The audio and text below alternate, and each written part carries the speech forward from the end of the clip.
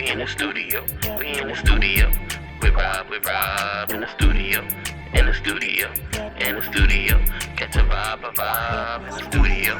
In the studio. We in the studio. With Rob in the studio. In the studio. We in the studio. Yeah, I'm in the studio with Rob. I need to make the heat flicker. Izzle on it, only thing can make a Rico beat sicker. So listen and get your wisdom. Gemstones on your head. Tub with the OG like Flintstones, good in bed. Been living a long time and he got something to say. Depending on how you feeling, dog, you might got something to pray. This type of influence that you ain't gotta filter through your liver. We in the studio with Rob. Come let the heat rock simmer. Yo, what's up? Welcome back to another episode In the Studio with Rob. I am Rob. I am here once again with my man Izzle. Yizzo. What's going on, young fella? Feeling good, feeling great, big guy. How are you? Hey, I'm doing good. There you go. I'm glad to hear it. Hey, all is well. You just trying to keep moving with these podcasts. We on like episode 31 now. Breathing through. Yeah, we trying to make sure we keep going with you, so that the people can keep getting information. Gotta get the people what they need. And we want the people to keep listening and push us over that 2 billion mark, Yeah, I thought we surpassed that. We didn't get it 2 billion. No, we had like 1,909,000. Oh yeah, it was like something like 1.9999. Yeah. So we ain't quite get that 2 billion. So I'm asking people, jump on board and get us over that 2 billion mark. Yeah, we trying to get over the hump. Yeah, we trying to set new records. So because we got people all over the world listening. So it ain't just America, but we got other countries listening too. Big facts. So feel free in America to try to stay up with Europe and even Russia. Y'all try to keep up with them guys. The Amazing Race. That's right. So with that being said, like I said, we going into episode. We're doing 31 now, and we trying to touch on a lot of different topics that just make you think. Not just when you're young, but that's definitely when you're young, because I want young people to get something out of this. But also for some of you old heads that's just having, just starting out, trying to figure yourself out or just getting yourself together, this can help you too. Like we talk about, relationships. We talk about how you deal with yourself internally. So, not just the relationship with other people, but also your personal relationship, just only with you. But we also want to talk about your children and how you are dealing with raising your kids with other people. It's not always easy. A lot of times when people say, well, I'm a single parent, it's not quite true. I mean, you may be single, but you're not singly raising your child all the time. Now, sometimes you are, and, for those that are doing that, good luck, and, I hope you figure that out. But a lot of times, there are people that are single parents, but they're raising a child with someone else's input. The mom is raising the child primarily, but dad has influence and has his input, or dad is raising the child and mom, gets the child and has their input. So what we're talking about here is co-parenting. Co-parenting, again, is not a young thing. It does happen a lot when they're young, but there's also a thing when you're older and you still have kids and you may still be single and you're trying to figure this thing out. So you're still co-parenting. One of the things we find and I see is that, and I went going through this, I'm going through this, I was a co-parent basically since I was 19 years old in one form or another. And, one of the things that happens is that we don't always communicate well when you're trying to co-parent, and it causes problems, not just for you and the other parent, but more importantly, it's causing problems for the child. Because you don't communicate well, you are, you get into these arguments, debates, fights, different things about really stuff that you could have, if you'd have talked about it or talked through it, it wouldn't happen. So what I mean by that? Express yourself. So if you are co-parenting, one of the things you want to do is work on the relationship you have with that other parent. Because that's going to make, and when I mean work on it, I'm not talking about building where y'all can get back together, nothing like that if y'all separated. But I'm really talking about more making sure y'all are building a relationship so that y'all can say, we want to be better or really good co-parents. We're not looking at how we interact on life daily issues, but how we deal with our child and the issues of our child. We want to be on one accord for the most part. Now, one of the things you have to do, and this is hard for a lot of people, and I'm going to say ladies, because I see it more, but fellas, y'all done got so emotional, a lot of it, but with y'all too, is that because you get in your feelings sometimes, you allow that to affect how you deal with the other parent, therefore affecting the child.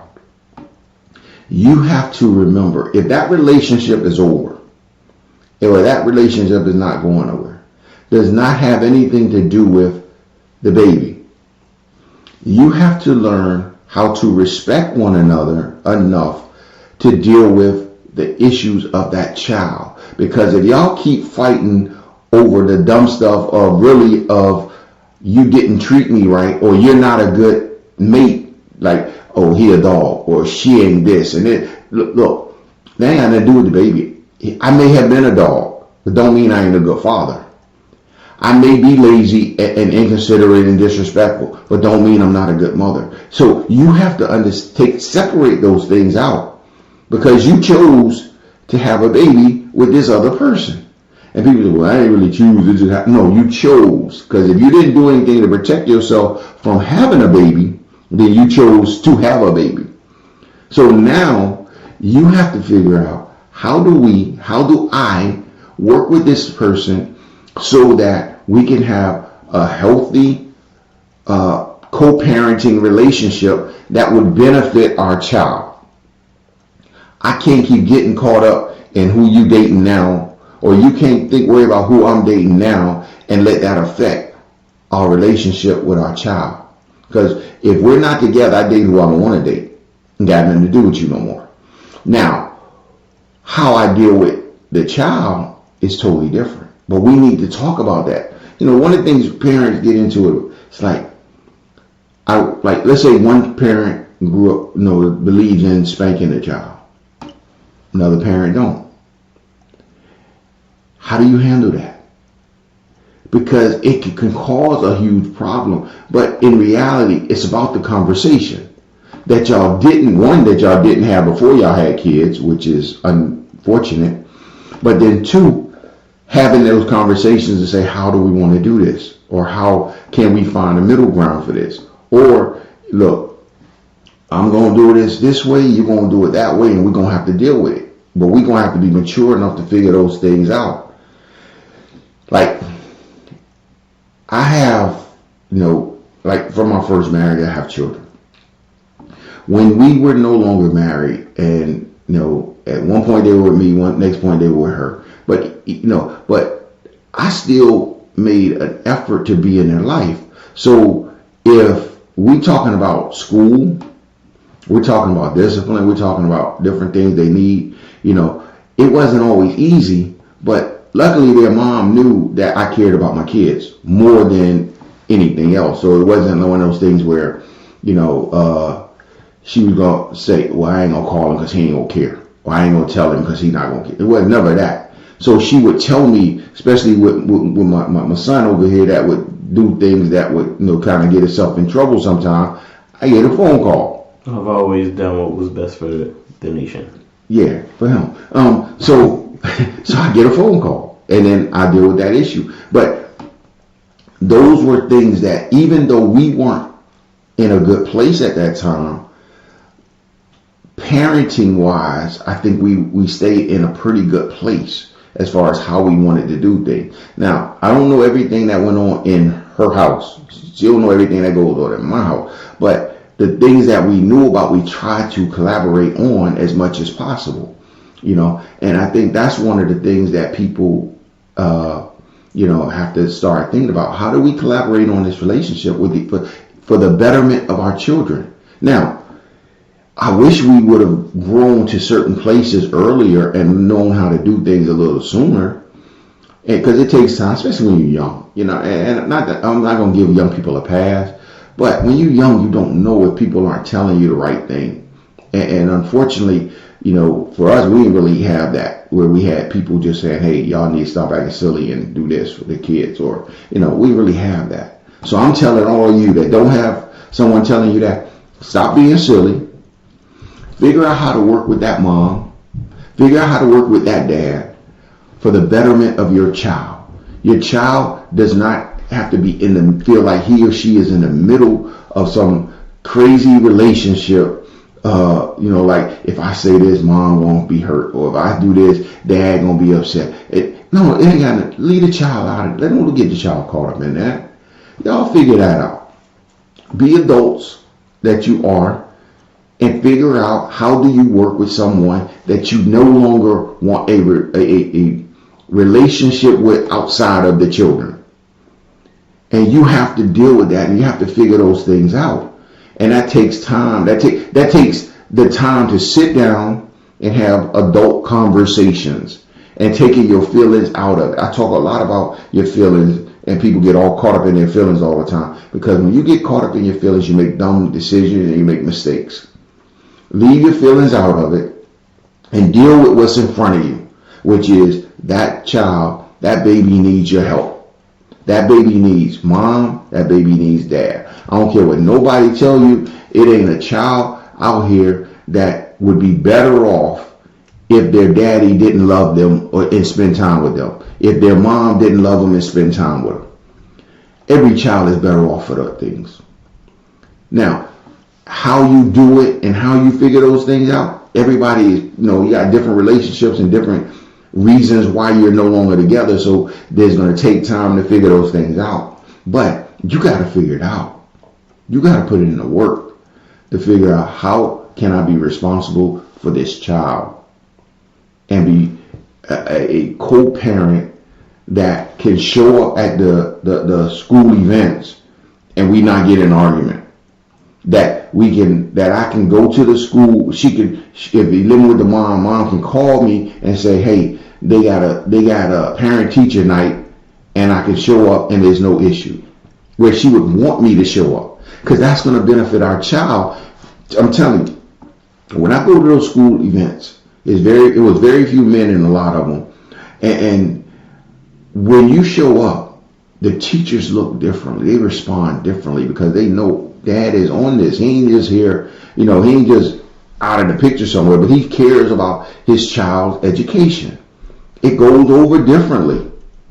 So mom, you should want dad to show up. Dad, you should want to show up. You need to show up.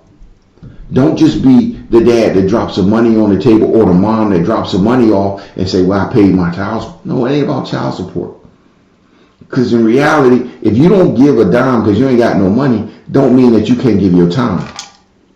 Because that's what that child needs. Now, don't mean that the child don't need to eat and need clothes and all that other stuff that child support goes for. However, the child still needs your time, and they need you to help them grow and be raised as men and women that they need to be. And they need that from both parents. So you have to make sure that y'all get past your feelings, get past even the money issues. The money issue should be settled in court if y'all can't do it as responsible adults. Go to the court and let the courts say, "Hey, pay this amount." They take it out your check and move on. If that's the only way y'all could do that. However, the time with your child, the things that's going on in your child's life, you need to be there. No matter what. It can't be anything that's holding you back from parenting your child, teaching your young woman how to be a lady.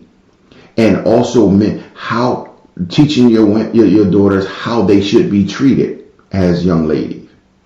They need to see that from daddy as much as mommy. A lot of times we always talk about the boys and say, well, boys need their dad because they got to learn how to be men. True. But daughters need their dads too, because they need to see what love looks like where it's not tied to anything else. I just love you because you are. And they need to be held in a way that where they say, I'm safe. And they need to know what that feels like so that when they grow older, they're not looking for something that is going to get them hurt. So they need daddy in their life. Mom, your son will not learn how to be a man from you. But what he will learn is how to nurture, how nurturing is done, so he can see that for himself, and he'll know what type of woman to pick, because he knows what love and nurturing looks like. He also gets his sensitivity from his mother. He needs to see that from you. But again, dad is going to get that balance. But he needs certain things from you, Mom. You can't just say, well, he got too old. It's all on his dad now. No, it's still on you. Me and my mom actually got closer as I got older. So those are things that the ways, the protective nature that comes out of a boy, if you don't see it with dad, you feel it and you want to give it to your mom. And that relationship grows and develops. But again, we have to figure out how to do these things together, people. I co-parent. Like I said, I've been co-parenting since I was 19. That's when my first child was born. Now, ever since then, I've been a co-parent. So I'm married, yes, and I have kids, yes, and we co-parent. My wife is one of those people now. She's not. She don't really getting whippings and stuff. She ain't cool with that. Not that she don't think they need it. She just can't do it. And she like, if I had to give one of them a whipping, she would go, I take them in the basement, or if I'm in there upstairs in the room, she go to the opposite space, because it makes her emotional. But she understood that it was needed. So that was my role. I had to do what she couldn't do, or what wasn't comfortable for her to do. Now, for her, she can talk to him and fuss and all other stuff that, sometimes women, that's fine. But that worked for a certain period in their life. And after a while, now they want to have certain discussions where I'm just going to say what I'm going to say, and we're going to move it on. We're going to have those long, drawn out conversations for you. But that balance helped them more.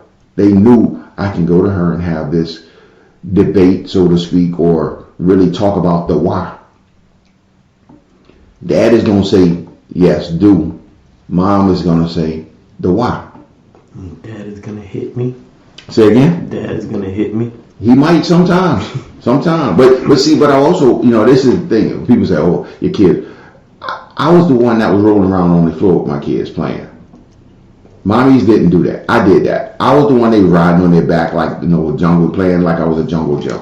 I was the one that, was out on the field and courts and even at cheerleading practice. I was the one that was, I was still, even though I whip you and I discipline you, I was still the fun. I was going to have fun with you. I had to give you that balance of who I was too. Because in reality, I don't want to whip you. That's my job though. It's my job to discipline you.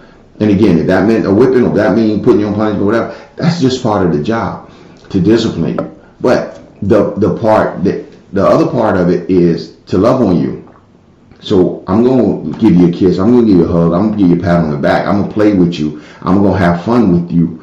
So that's what, we go to the beach. I'm the one out there throwing you around in the water, especially with my wife. She ain't too crazy about water in her face, so she wasn't going to do that. But, so you get all of it.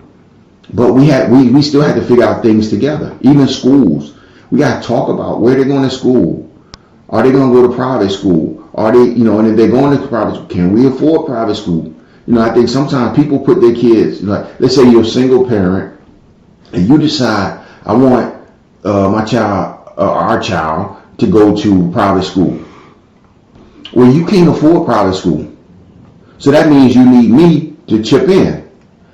So that means that we need to make a decision on private school.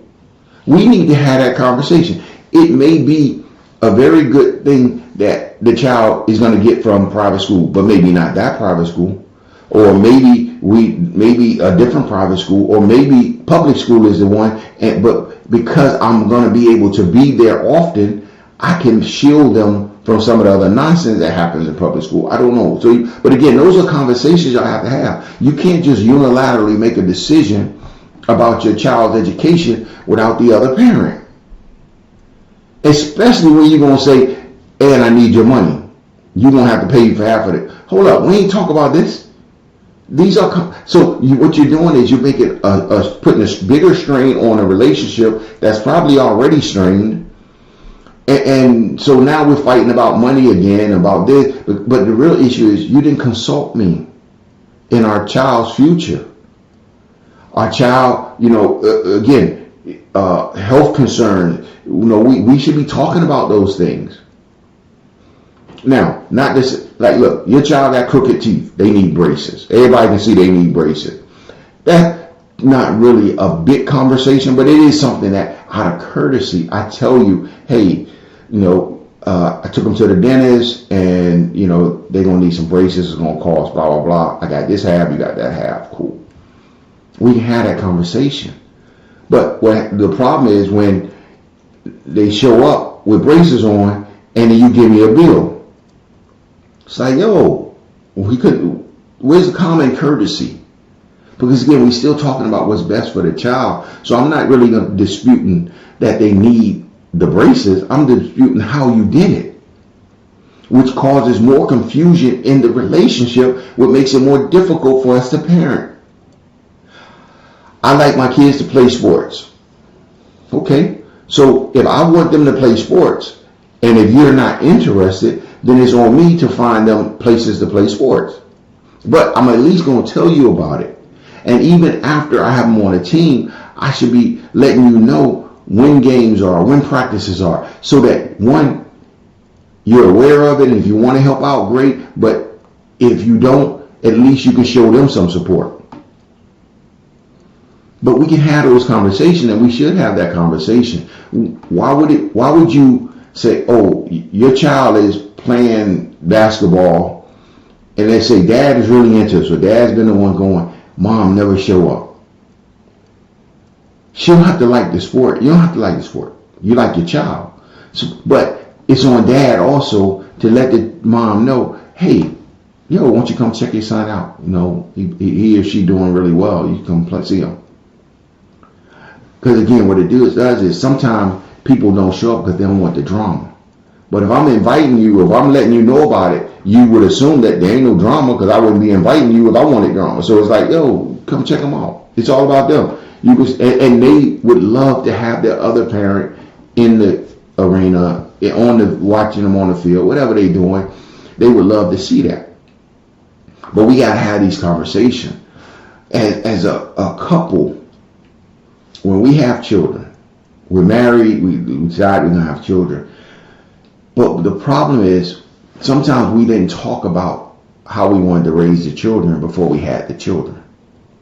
So again, now you want to do it one way, I want to do it another way. And we're causing problems within our marriage because we never had the discussion. But what we have to understand is we're still co-parenting. Even if we married, we are co-parenting. Because I have my own ideas and my own background for how I was raised, how I've seen other kids raised, if I got other kids, how they were raised. I have my background. You have yours. So now we have to figure out how this comes together. If you are one of those people that, that's always going to say, I just want my children to be, free and do their thing. That's fine. Does the other parent feel the same way? Because we need to talk about that. Because what happens is, if you got them free, let's say we're not together, you got them free at your house, at my house they got structure. So it's the confusion for the child. But in reality, the child still needs structure. How do we give them structure within freedom? We should talk about those things.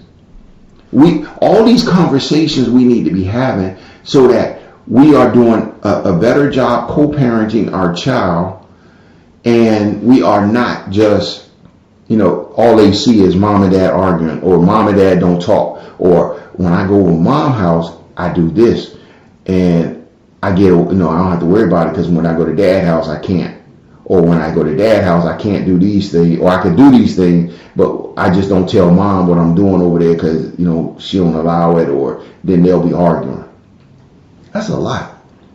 The kids should have structure when I go to your house or when I'm at house. Not to say they're going to do everything the same, but they know I can't cuss in mommy's house, I can't cuss in daddy's house. That's simple. Because what happens is they cuss in their mommy house. When they come to daddy house, they going to cuss at some point, and daddy going to build on that behind. So we need to understand, they don't need to be doing that. I don't think it's that hard to have a conversation about what's best for your children. What's hard is you getting your feelings and your emotions out of the way so you can be an adult to have that conversation. Because in reality, in most cases, I can't say all, but in most cases, both parents love their child. Now, y'all have different ways of showing it, different ways of how you want to do things, but y'all love the child. So if you focus on the fact that you love your child and take out how you feel about mom or how you feel about dad, you can do a better job in co-parenting. And if you're a married couple and if you focus on what's best for your child and not just, well, I was raised this way and I want to do it differently, or I was raised this way and I want to do it the same, let's figure out what works for us in raising this child. You have to be on one accord if you're in the same house. Can't be the child can't be confused in the same house. There's one thing when he go from one house to the other, but in the same house and he confused, that's a problem. He don't know if he coming or going because if I go up the steps and mommy up there, I can get away with this. Oh, but daddy downstairs, gotta be careful. So even if I'm upstairs, I can't say it too loud because daddy might hear it. That's a lot going on in a house. There should be one set of rules in the house for the house. Come together, you make one set of rules, and then the children will follow those rules. That's what people do. Kids follow rules. They ain't got no problem with rules. The problem is they're confused with the rules because the parents don't have no consistency with the rules. And so as parents, if we living in this house, we come up with one set of rules. We gonna do this or we're not gonna do this. We're gonna do this or we're not gonna do that. Whatever those rules are for your house, it works for your house, so it's cool. Don't try to make it work for how your mama did it or how your daddy did it, because you ain't in their house no more. And you ain't with that person. Like what my mom did, my mom could do because one, she was by herself. So her rules were her rules. She didn't have to consult with nobody else. They were just hers. So I couldn't just take what my mom did into my marriage and say, honey, we just going to do it the way my mom did it. Because now I have to deal with this other lady that's not my mom, that has her own background. So I have to make sure we're on one accord. Now, the same thing. So you have to make sure that you figure out what works for you in your house with your kids and then live by that and work on that together and constantly be in communication, because as the kids grow, some of the things you thought was cute will change. So you have to grow as adults. So, just make sure as you're going along that we are, communicating with each other. That's the biggest part of this whole thing. In co-parenting, communicate. We got to be able to talk about this, and we got to be able to get our feelings out of the way and talk about what's best for your child so that your child can grow up and be as good or almost as good as my kids are. A little bit. I mean, the rest of them maybe. So, I'm setting the bar high for y'all. I want y'all kids to be good people.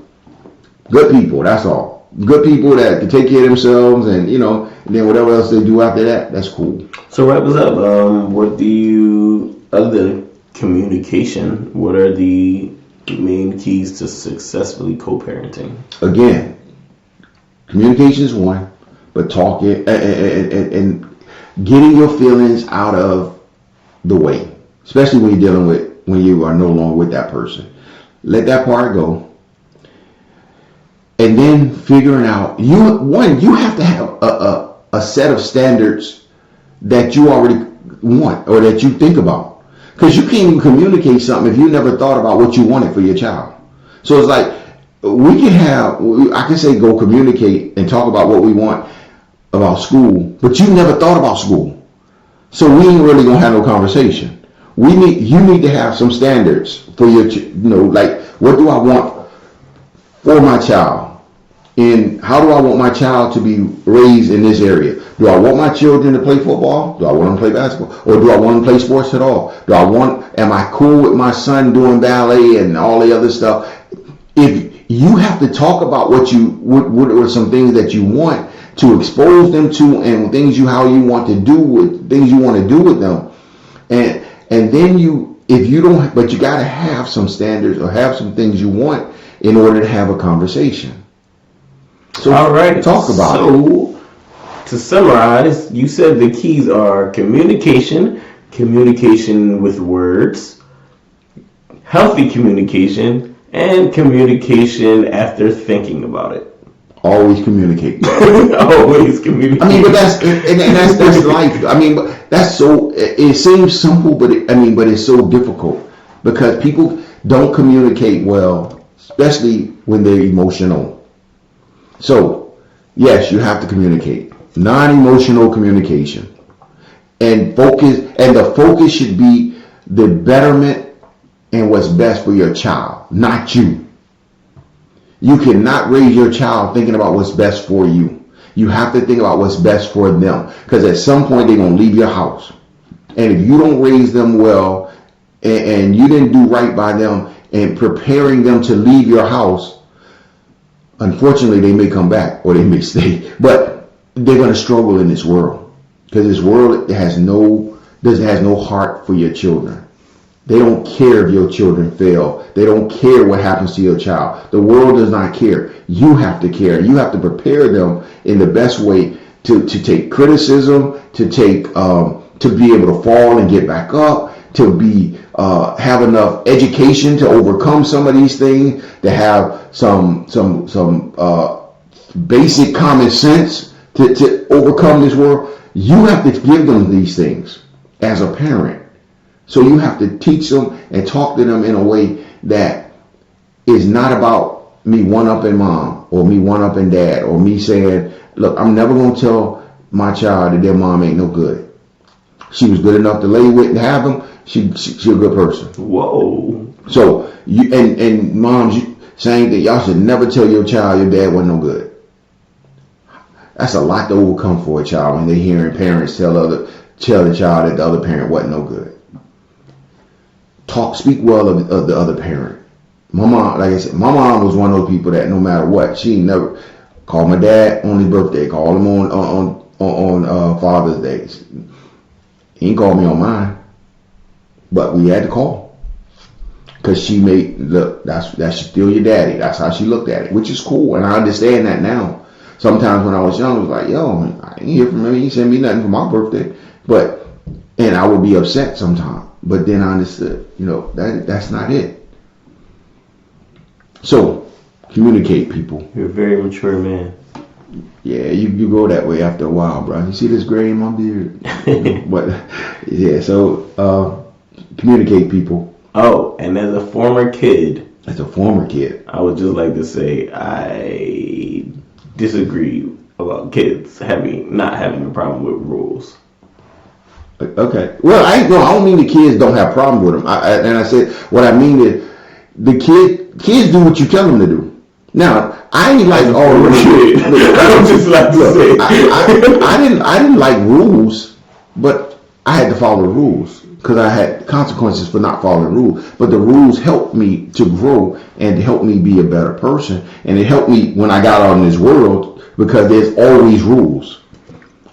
My mom's rules were easy compared to all the other rules I had to face later in life. But if I never had to deal with her rules, I would have never understood about following rules, and I really would have struggled. So no, nobody liked rules necessarily, but you learn over. But see, when I'm little, I get this rule. When I'm a little older, I get another rule that's maybe a little bit more complicated, and I keep building on those rules that my mom has given me over time, because she said, all right, at 16, you can handle this, but at 3, you couldn't handle that. So I didn't give it to you at 3, I gave it to you at 16. So, but I built my way up to that, being able to handle that.